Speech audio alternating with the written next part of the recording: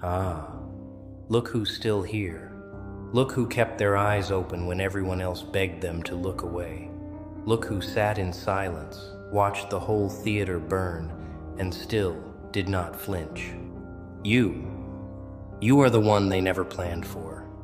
You are the variable they forgot to account for. The detail they overlooked. The door they thought was locked but was wide open the entire time. You see things. You feel things before they happen. You know things that no one told you. And that right there, is the reason they are terrified of you. Not your anger, not your words, your awareness, your unshakable, unsilenceable, devastating awareness. And before we go any deeper, if this is already resonating with you, if you already know you are the kind of person this world was not built to understand, then you need to know about something. The Joker Doctrine, the art of the last laugh. This is not a book for everyone.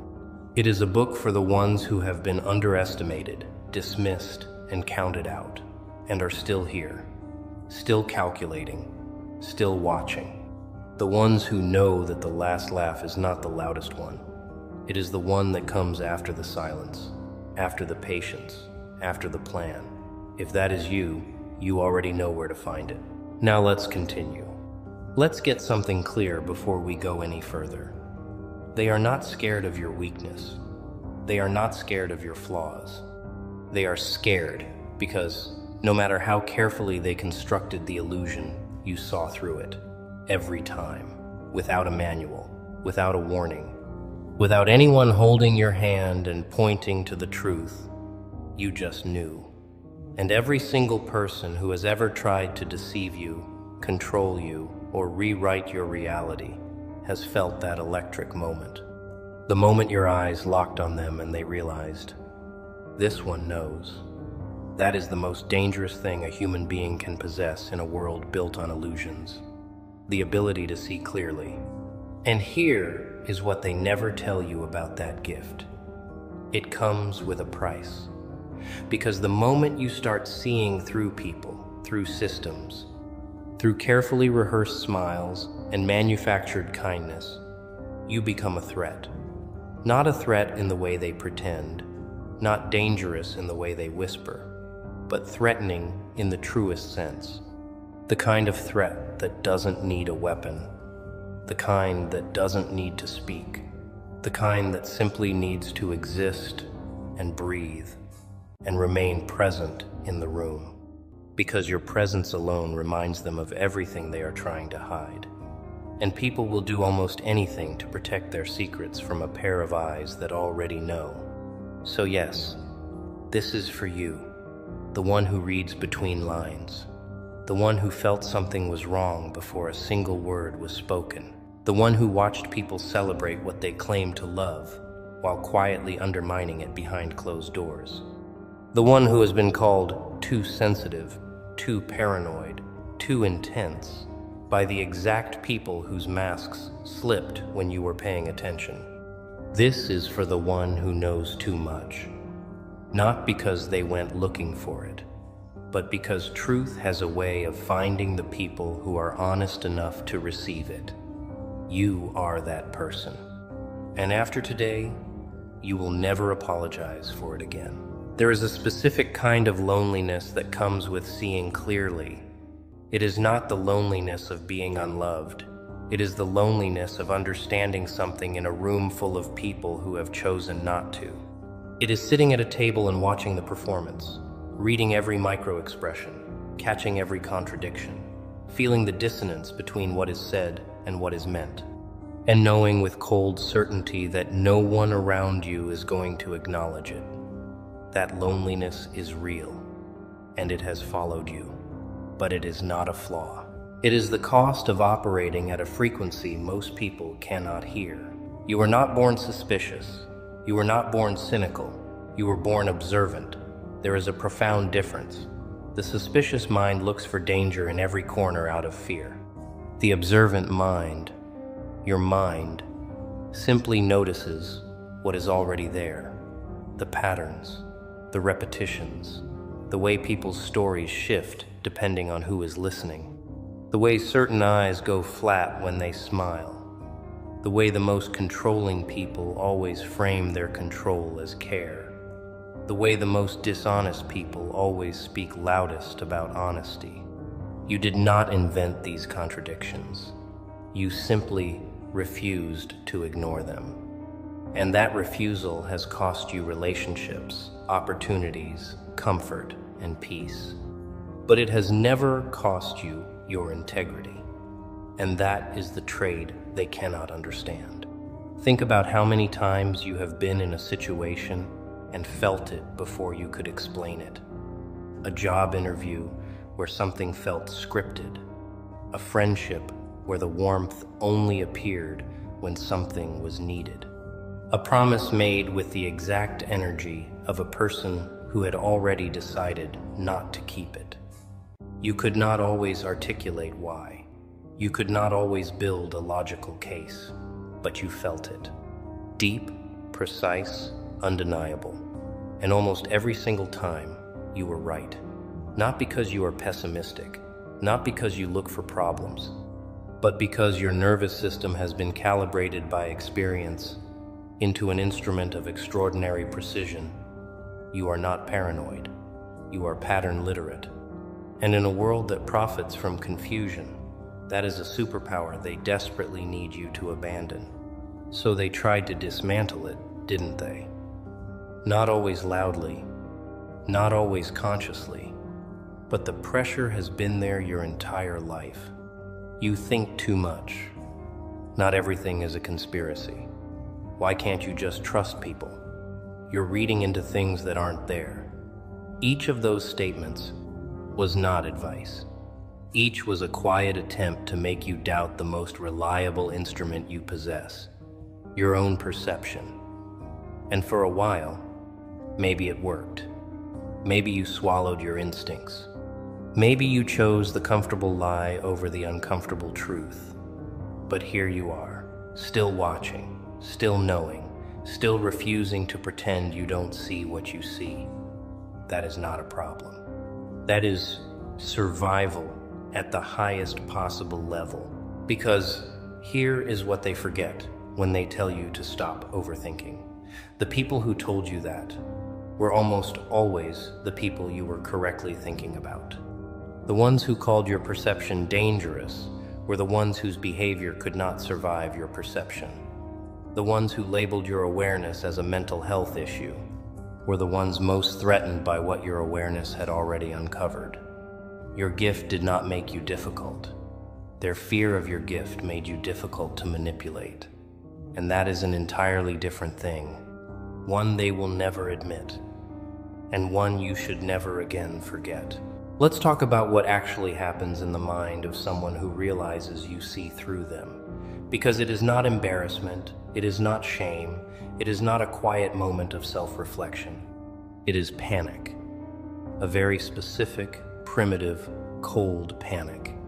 The kind that bypasses logic and goes straight to survival mode. Because the moment they register that you know, their entire internal architecture shifts. Every false story they have built about themselves suddenly feels unstable. Every illusion they have maintained suddenly requires active defense. And the energy required to manage that around you is exhausting for them.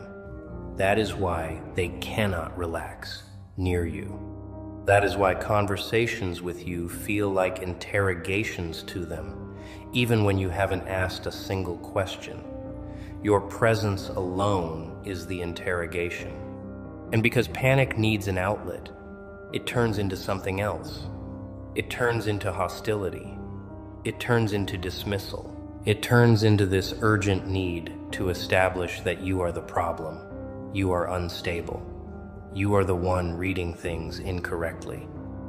They will go to extraordinary lengths to reframe your clarity as delusion.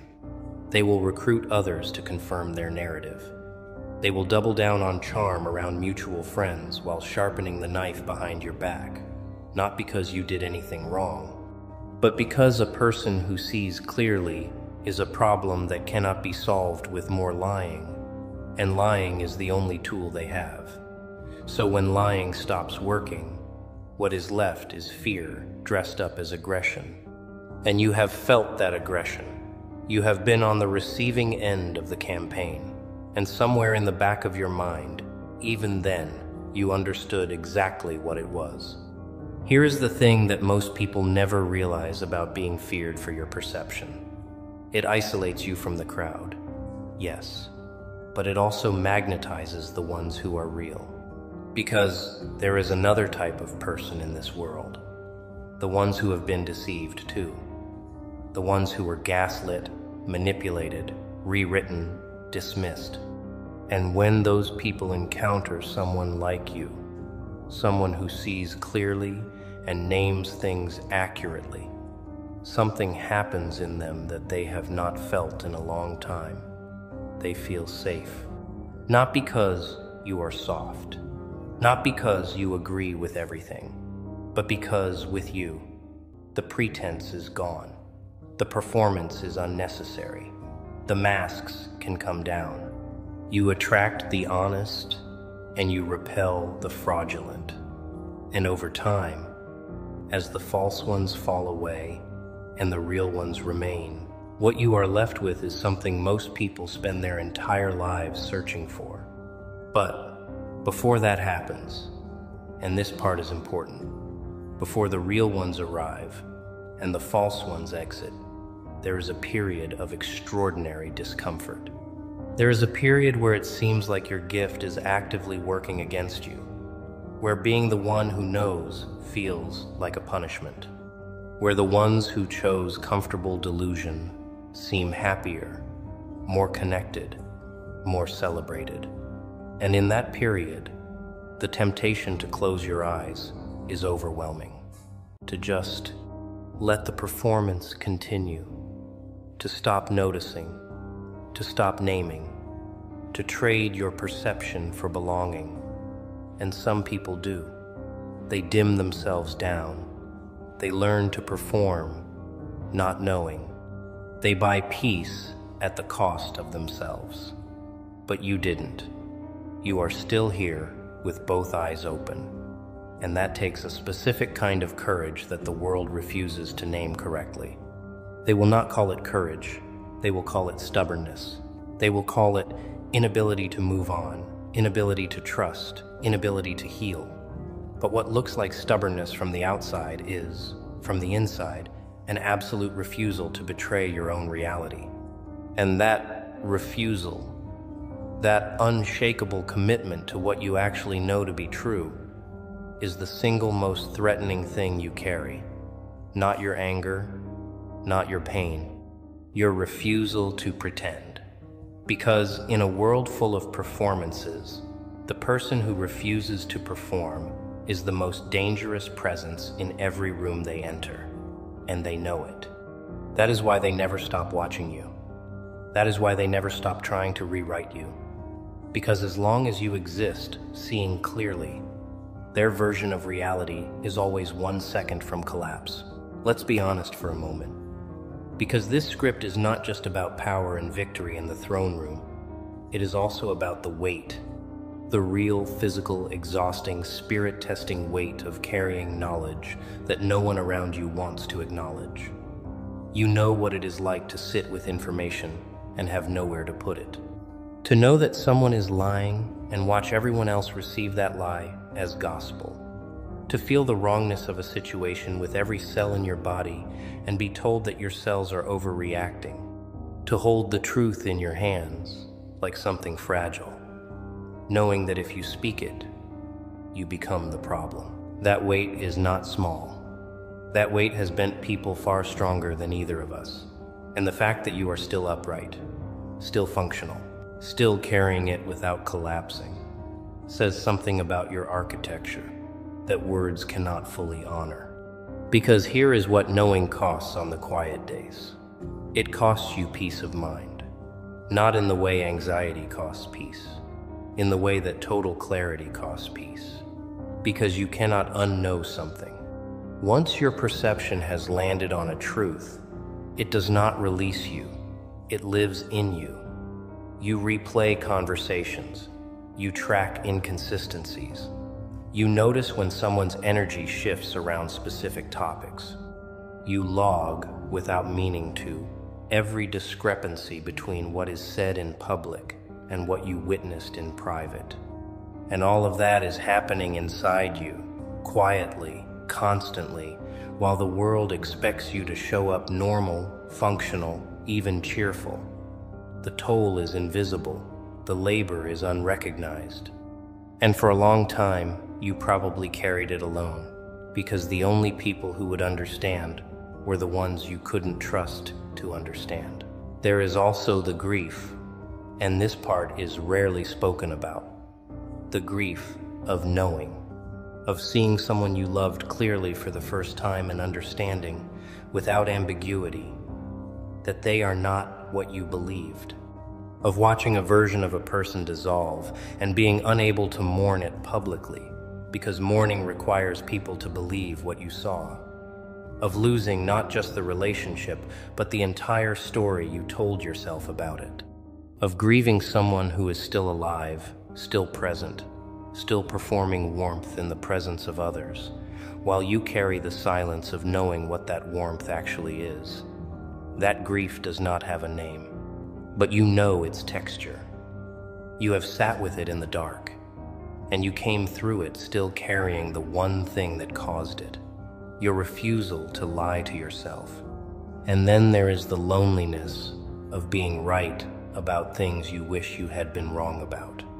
Every person who sees clearly has a specific graveyard inside them, a graveyard full of moments where they knew and still hoped they were wrong, where they felt the warning and chose to stay anyway, where they read the situation accurately and talk themselves out of it one more time for the sake of peace or love or loyalty. And then it happened, exactly as they knew it would. And they had to live in that aftermath, holding both the grief and the self-knowledge that they saw it coming. That is not a small thing to carry. That is one of the heaviest combinations a human being can hold. Grief and foresight in the same chest, with no permission to speak either. But here is what that weight has built in you. A kind of quiet strength that does not announce itself. A kind of groundedness that cannot be manufactured or faked. The people who have never carried real weight are visible. They break at the first real pressure. They collapse at the first genuine crisis. They reach for validation and distraction the moment discomfort arrives. But you have been building infrastructure in silence. Every time you carried what couldn't be spoken. Every time you felt the full weight of a reality no one else would acknowledge. Every time you chose truth over comfort and paid for that choice with isolation, you were constructing something, a foundation, a bedrock, a version of yourself that does not require external confirmation to stand upright. And that foundation, built in darkness, tested in silence, forged in the specific fire of knowing too much, is what they cannot reach. Now let's talk about the machinery, the actual mechanism of what happens when people with something to hide encounter someone like you. Because it is not random, and it is not personal, it is structural. It is the predictable, almost mechanical response of a system that depends on a certain level of unconsciousness in its participants. Think about every environment you have ever entered that felt fundamentally wrong. The workplace where morale was publicly celebrated and privately destroyed. The social circle where everyone performed closeness while quietly keeping score. The relationship where love was the word used and control was the behavior delivered. In each of those environments, there was an unwritten rule. A rule that said, do not look too closely. And you, by simply being who you are, broke that rule, repeatedly, without even trying. And when that rule is broken, the system responds, not with honesty.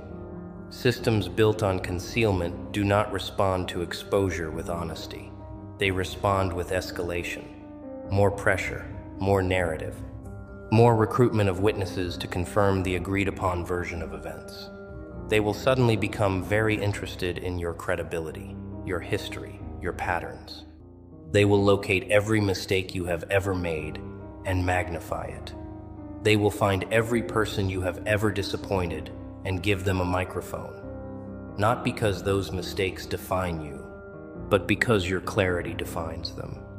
And they need to discredit the messenger before the message lands. That is not a personal attack. That is a survival reflex. And you seeing it for what it is, rather than internalizing it as evidence of your own unworthiness, is the most critical reframe available to you. Think about the specific tactics. The sudden concern for your mental health, which appeared exactly when your perception became inconvenient. The group consensus that you were going through something, at the precise moment you started naming something accurately. The way your most truthful observations were met not with counter-evidence, but with character assassination. The way the conversation always shifted from, "Is this true?" to, "Why are you like this?" Because addressing the content of what you see would require confronting the reality of what is there. And that is the one thing they cannot afford. So instead, they attack the container. They question your stability, your motives, your history, your mental state, not to help you, to neutralize you. Because here is what they underestimated. They underestimated the difference between silencing someone and convincing them. They thought if they made the cost of speaking high enough, you would not only stop speaking, you would stop knowing. That if they isolated you from enough people, you would begin to doubt your own perception. That if they flooded the space with enough noise, enough counter-narrative, enough social consensus, the truth inside you would quietly dissolve. But perception is not a belief. You cannot argue someone out of what they directly observed. You cannot consensus vote away what a person clearly saw with their own eyes. Truth witnessed is not truth borrowed. It lives differently. It holds differently. It cannot be taken back by the people who wish it had never been seen. So yes, they need you to stop seeing. They need you confused. They need you self-doubting, over-apologizing, questioning the validity of your own experience. They need you to trade your lens for their narrative.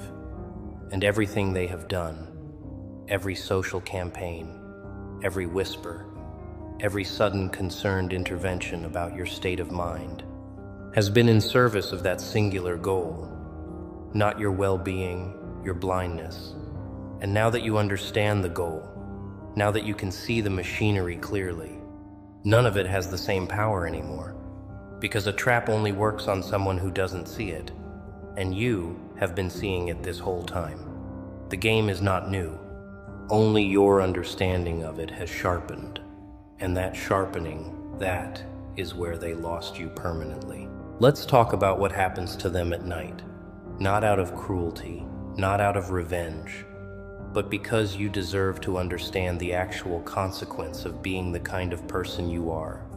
Because the narrative they pushed was that your perception punished you, that your awareness isolated you, that seeing clearly was the thing that cost you everything. And while some of those costs were real, the other side of that ledger has never been spoken. So let's speak it now. The people who lied to you, manipulated you, attempted to rewrite your reality, they did not walk away clean. They walked away haunted.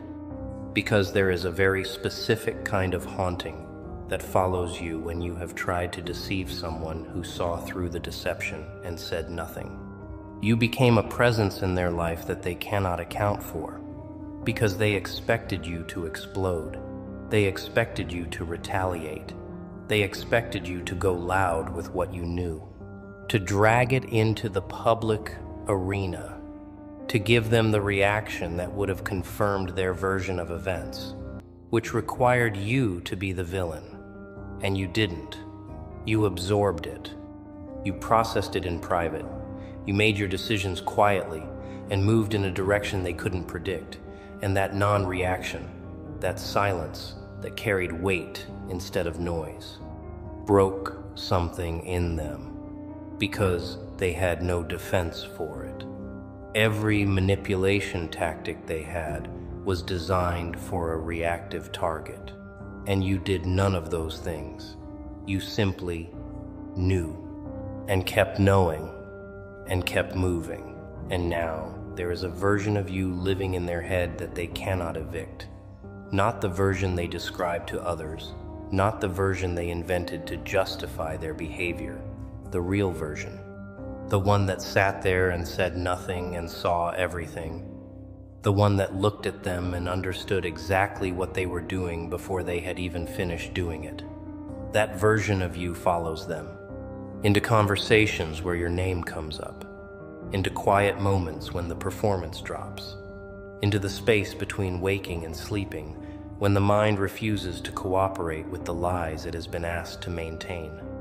They do not sleep the way they used to, not since they realized you saw it all, not since they understood that you chose silence not out of ignorance, but out of a specific, deliberate decision. Because here is what your silence communicated that your words never could have. It said, I see you. I know what this is. I know what you did. And I do not require your confession, your apology, or your acknowledgement to know my own truth. I do not need you to admit it for it to be real.